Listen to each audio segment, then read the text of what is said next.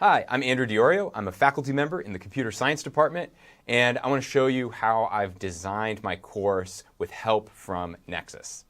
So here we click on a link to our lecture recordings. Students click this link and they end up on the Panopto video segment of a Canvas page. This has a feed of video segments that I recorded in a studio with help from Nexus.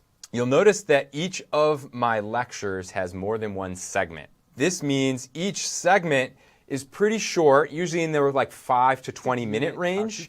And what that really meant was I took my existing lecture slides, I added an agenda, and when we get to a different agenda item, I pause and we restart the recorder, and then Nexus helps me divide this lecture into more than one segment. The students, from their perspective, they see a collection of short videos.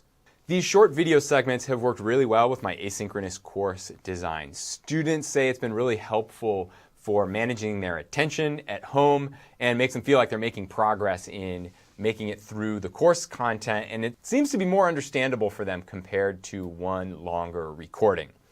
From my perspective, it's really easy to do it this way with help from Nexus because I come to the studio and I deliver an entire lecture. We cut that lecture at the points in the middle of the lecture where I added a slide. Working with Nexus on my course has been easy. It has produced a really high quality product.